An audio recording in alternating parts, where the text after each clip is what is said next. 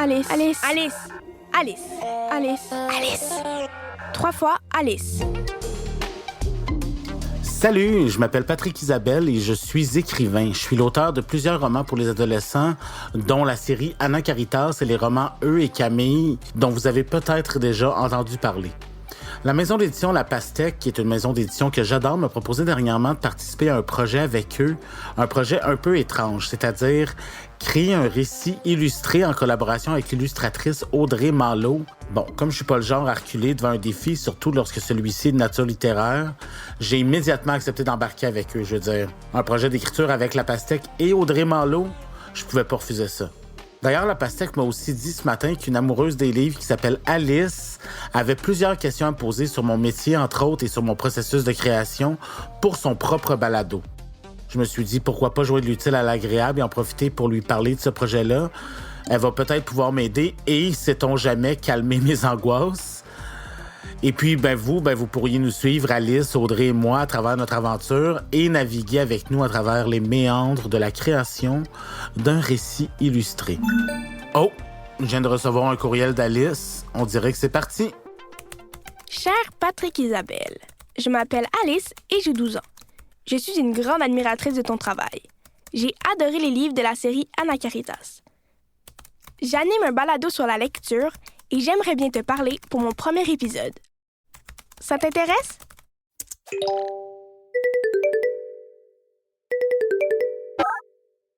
Allô? Salut Alice. Ça te va si j'enregistre notre conversation pour mon balado? Ben oui, y a pas de problème. Tant que tu me tutoies, y a pas de problème. Génial. OK, alors, attends... Voilà, ça enregistre. Salut, moi, c'est Alice. Bienvenue au tout premier épisode de mon balado sur la lecture. Les livres, ça me passionne. Je les dévore. Dans ce balado, je veux parler avec des auteurs afin de mieux comprendre leur métier. Aujourd'hui, j'ai la chance de parler avec mon auteur préféré, Patrick Isabelle. Bonjour, Patrick. Salut Alice. Je me demandais, depuis quand est-ce que tu es auteur? C'est une bonne question, je te dirais depuis toujours. Mon premier roman, officiellement, je l'ai écrit quand j'avais 11 ans. Fait que je te dirais que c'est vraiment là que ça s'est établi. J'étais en 6e année. Puis moi, je lisais des romans frissons. Je sais pas si tu connais ça, les romans frissons. Je sais qu'ils en ont réédité. Oui, je connais. C'était très, très, très populaire quand moi, j'étais en 6e année. Puis tout le monde lisait ça. Puis je tripais beaucoup là-dessus. Puis j'ai décidé d'en écrire un. Fait que je me suis assis devant mon ordinateur parce que même si je suis extrêmement vieux, j'avais un ordinateur à l'époque. Et j'ai écrit mon premier roman. Ça s'appelait La valise mortelle. Ouais. J'ai même fait une jolie couverture avec une belle valise dessus. C'était mon premier roman et c'est vraiment là que j'ai développé la fibre de l'écriture. C'est-à-dire que j'ai réalisé que j'étais non seulement capable d'écrire, mais que les gens pouvaient lire ce que j'écrivais puis aimer ça. C'est vraiment là que j'ai eu envie de devenir auteur. C'est ça, mais qu'est-ce qui t'a donné le goût d'écrire, dans le fond? J'ai toujours été très, très créatif. J'ai toujours été très, très dans ma tête. J'étais un peu un enfant très, très solitaire. J'aimais beaucoup les livres. J'aimais pas tant la lecture. J'aimais beaucoup la bande dessinée. Moi, je voulais être BDiste d'abord quand j'étais enfant. Mais j'étais très, très créatif. J'étais dans une école alternative au primaire qui s'appelle l'École Atelier, qui est dans le quartier Saint-Michel à Montréal, qui est une école où on met vraiment de l'avant l'imagination puis la créativité des jeunes. Donc, tout ce que j'apprenais, je devais le mettre en action à travers diverses activités. Et ce que j'aimais le plus, moi, c'était créer des livres. Fait que je faisais des petits albums avec des illustrations. Je faisais des illustrations, j'adorais ça. J'écrivais des histoires. C'est vraiment comme ça que j'ai développé le goût de l'écriture puis le goût de créer. Puis, est-ce que t'étais bon en français à l'école? Pas tant que ça. Il y a un mythe qui persiste, là, qu'il faut que tu sois très, très bon en français ou à l'école pour devenir écrivain, et ce n'est pas le cas. C'est-à-dire que j'avais une certaine facilité à l'école parce que j'écoutais. J'étais très attentif en classe. Je me forçais pas pantoute. J'aimais pas tant l'école que ça. Je m'emmerdais beaucoup à l'école. J'avais des bonnes notes parce que j'étais un bon élève, tout simplement. J'étais très assidu. Mais tu sais, moi, les devoirs et compagnie, là, l'étude, là, c'était pas mon fort. Alors, j'étais pas mauvais en français parce que je lisais beaucoup. J'avais une certaine facilité à écrire, ce qui me donnait des bonnes notes.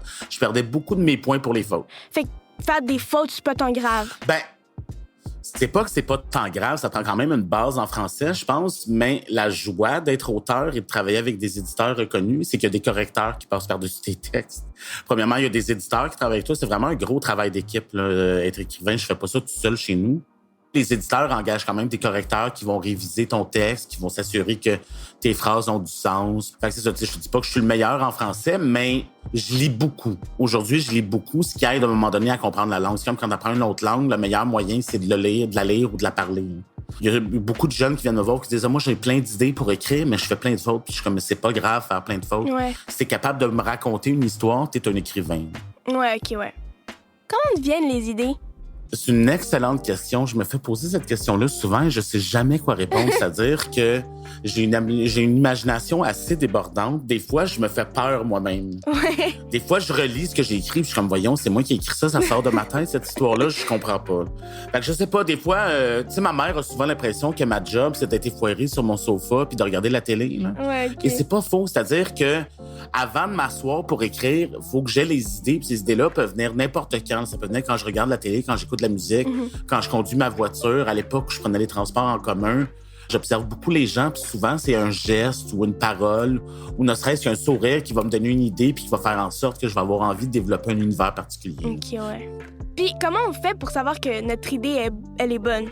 On le sait pas, on le sait jamais. Moi, je suis un éternel angoissé, Alice. Ouais. C'est-à-dire que moi, j'ai tout le temps l'impression que ce que j'écris est pas bon. Ce qui est un problème quand t'es auteur puis que t'es publié. J'ai quand même tout le temps peur avant que ce soit publié. Là, chaque fois qu'il y a un nouveau tome qui s'en vient, là, je suis tellement stressé que j'en suis même plus capable d'écrire. Moi, c'est toujours une surprise quand je découvre que mes livres sont lus. Là. J'ai des jeunes souvent qui m'écrivent sur Instagram puis qui me posent des questions. Puis je suis comme, oh my God, il y a du monde qui lise mes livres. C'est toujours comme une surprise. Là. C'est quand même tout le temps un peu surprenant là, quand je vais dans les écoles puis que je rencontre des lecteurs ou tout, ou même dans les salons, peu importe, quand je me fais reconnaître dans les librairies, toujours un peu sidéré de ça. Puis, c'est quoi ta routine de travail, si t'en as une? J'essaie d'en avoir une. C'est pas évident, là, parce que je suis un grand procrastinateur dans la vie. Alors, j'ai comme pas le choix de me faire une routine puis d'essayer de m'asseoir à tous les matins devant mon ordinateur. Ouais. Que ce soit le lundi, le samedi ou le dimanche. C'est sûr que des fois, je me prends des congés, là, parce que je peux pas écrire 24 heures sur 24 non-stop. Ouais. Mais j'essaie de m'asseoir le plus possible le matin devant mon ordinateur et d'écrire au moins 3 heures par jour. OK. Alors, j'essaie d'avoir une discipline puis d'essayer d'écrire. Je me donne tout le temps un objectif comme de 2 à 3 000 mots par jour, ce qui est quand même énorme. C'est ça, j'essaie d'écrire à tous les jours puis d'essayer d'écrire le plus possible à tous les jours. Si ça fonctionne bien, je vais écrire toute la journée jusqu'à temps que je sois épuisé puis que j'aie besoin d'aller souper. Des fois, ça arrive que j'ai pas vraiment d'inspiration cette journée-là ou que ça sort juste pas bien. Ouais. Fait que je vais relire ce que j'ai déjà décrit et retravailler ce que j'ai déjà décrit. Mais si j'arrête une journée, je vais perdre le fil puis c'est très, très dur d'arrêter d'écrire puis de revenir. C'est comme quand tu lis un livre. C'est dur d'arrêter un livre à un moment donné pendant une semaine puis de rentrer dedans. C'est la même chose quand t'écris. Là. Fait que j'essaie quand même à tous les jours de retourner dans mon histoire, dans mon univers avec mes personnages puis de vivre avec eux ce qu'ils vivent. OK. J'écris tout le temps avec de la musique dans mes oreilles. Donc, je suis vraiment dans ma bulle. Je suis entouré de plein de livres dans mon bureau. C'est un endroit très, très charmant. J'ai mes couvertures de livres, d'affiches un peu partout sur les murs. C'est un très bel endroit qui me rappelle qu'est-ce que je fais dans la vie. Et j'ai besoin d'être vraiment dans ma bulle. Donc, dans ma tête. Donc, je me mets de la musique dans le tapis dans mes écouteurs. La musique change dépendamment de ce que j'écris. Je me fais des trames sonores. Mais j'ai vraiment besoin d'être dans ma bulle, dans mon bureau, chez moi, avec mon chat qui se promène puis qui chiale autour de moi. Là. C'est à ces moments-là que je suis le mieux. Est-ce que tu connais la fin de ton histoire avant de l'écrire? Toujours. Avant, j'étais pas comme ça, mais j'ai réalisé que c'était peut-être pour ça que je finissais jamais ce que j'entamais. C'est-à-dire que j'ai beaucoup de débuts de romans dans mes tiroirs. Puis à un moment donné, j'ai réalisé que je bloquais souvent en cours d'écriture parce que je savais pas où est-ce que je m'en allais. Ouais. Dans ma tête, je dois savoir la fin avant même de m'asseoir pour écrire. Comme ça, je sais exactement c'est quoi ma ligne d'arrivée puis où est-ce que je m'en vais. Là. Puis il y a un de mes écrivains préférés qui s'appelle John Irving, qui, lui, fait tout le temps ça. Il écrit tout le temps comme la dernière phrase de son livre avant de le commencer. OK, ouais. Fait que lui, c'est tout le temps où il s'en va, puis je trouvais ça intelligent. C'est-à-dire qu'à partir du moment où tu sais comment ça finit, puis c'est quoi ton fil d'arrivée, tu peux déjà planter des indices dans ton livre. Sur quoi tu travailles en ce moment? Là, je travaille sur un album jeunesse, ce qui est un peu étrange parce que j'ai jamais fait ça, fait que je suis comme très, très angoissé, présent. Puis, est-ce que je peux t'aider à démêler tout ça? J'ai 3 idées, puis je sais vraiment pas ce que j'ai envie de faire. Je suis comme pas capable de me décider parmi les 3 laquelle que j'ai envie de faire. Fait que oui, tu pourrais peut-être m'aider. C'est quoi tes idées? Là, j'ai un personnage en tête. Moi, c'est souvent comme ça que j'écris. Je pars d'un personnage, puis je crée un univers autour de ça. Et là, mon personnage s'appelle Alice. Ça tombe bien, hein? Non. Mais là, sérieusement? Sérieusement. Ma filleule s'appelle Alice, donc c'est un nom que j'aime beaucoup. Puis un de mes livres préférés, c'est Alice au Pays des Merveilles et Alice de l'autre côté du miroir. C'est quoi son histoire? Là, j'ai 3 idées, en fait. Fait que je me dis, je vais partir d'Alice qui traverse le miroir, puis je vais essayer d'imaginer ce qui se passe de l'autre côté du miroir. Là. OK. Sans aller dans l'histoire originale. Donc, le premier, c'est Alice qui traverse le miroir. Puis au début, elle arrive de l'autre côté, puis elle voit aucune différence. Il y a comme aucun changement par rapport à son monde normal. Ses parents sont les mêmes, son lapin n'a pas changé non plus. Même sa chambre est identique. Là. Mais quand elle sort de chez elle, elle se rend compte que tout est énorme. Tout est plus gros. Elle est comme dans un monde où tout est 4 fois plus gros que la normale. Fait que les autos sont énormes, les maisons sont énormes, les gens sont énormes. OK. Genre, sont vraiment gros. Même les écureuils ont l'air des hippopotames. OK, une grosse histoire. C'est ça, une très grosse histoire, voilà. Bon, j'ai une deuxième histoire où Alice traverse encore le miroir, hein, parce que, bon, ses parents chicanent, puis bon, elle essaie de s'enfuir, fait qu'elle traverse le miroir. Mais là, sa chambre est vraiment différente. On dirait qu'elle vient d'atterrir dans un cauchemar. Là. OK. Fait qu'elle arrive dans un monde cauchemardesque, là, où tout est sombre, tout est un peu étrange, tout est glauque. Son lapin est comme vraiment pas beau, c'est comme un gros monstre. Puis elle va se retrouver face à la Alice de l'autre monde, de l'autre côté du miroir, mais qui est un monstre, là, carrément. C'est vraiment un monstre. Fait qu'elle arrive dans un monde de monstres, puis elle décide de se cacher en dessous du lit. Donc, Alice devient le monstre, l'humain en dessous du lit. OK, lui, il est un peu plus épeurant quand même. Ouais, ça, c'est un peu plus étrange. Moi, j'aime ça, les affaires étranges. J'aime ça, les univers d'horreur, comme tu le sais. Oui. Et la troisième qui me tente, qui est vraiment le fun, qui va peut-être être compliqué à écrire, c'est encore une fois Alice qui traverse le miroir et qui réalise que de l'autre côté, il n'y a plus rien qui a du sens. Donc, tout est inversé. Si elle veut avancer, il faut qu'elle recule. Si elle veut aller à gauche, il faut qu'elle aille à droite. OK, ouais. Les mots ont plus le même sens. Donc, tout est à l'envers. Là. C'est comme un univers parallèle. Elle a encore son lapin dans sa chambre, mais cette fois-ci, son lapin lui parle. OK. Ce qui est un peu étrange. Et le lapin va lui donnerait genre une mission urgente. Genre, faut qu'elle se dépêche le plus possible. Si elle veut être capable de retourner de l'autre côté du miroir, sinon elle va rester prisonnière de ce monde à l'envers. Là. Fait que ça serait comme un peu absurde, très, très absurde, là, où il n'y a vraiment plus rien qui a du sens. Là. Ça bouillonne vraiment dans ta tête, hein, Patrick? Trop. Écoute, j'ai une idée.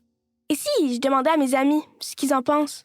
Ah, c'est une bonne idée. Tu pourrais même les faire voter pour la meilleure des 3 idées. Oui. Puis je vais choisir la meilleure des 3. Ben, celle qui a le plus de votes. Oui, bonne idée. Ça va leur faire plaisir. Puis à moi aussi. Je vais enregistrer une petite conclusion pour terminer l'épisode. Merci à tous d'avoir écouté ce premier épisode de mon balado. On se retrouve très bientôt. Patrick, j'ai une dernière question avant que tu partes. Dans ton livre, est-ce qu'il va y avoir des dessins? Oui. Puis c'est-tu toi qui vas les faire? Non, moi, j'ai pas ce talent-là, malheureusement. C'est l'illustratrice Audrey Malo qui va s'en charger. Est-ce que tu la connais? Oui, j'ai vu les illustrations, c'est vraiment très beau. C'est superbe ce qu'elle fait. Ouais, vraiment. Puis je pense que je viens de trouver la deuxième invitée de mon balado. Ah, ben, je suis sûr que ça va lui faire plaisir. Ben merci, Patrick, pour la belle entrevue. Eh ben, ça me fait plaisir.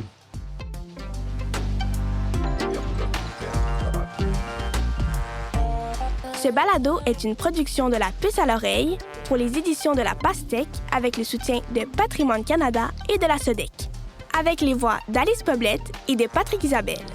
Une co-réalisation de La Puce à l'oreille et des studios Bakery.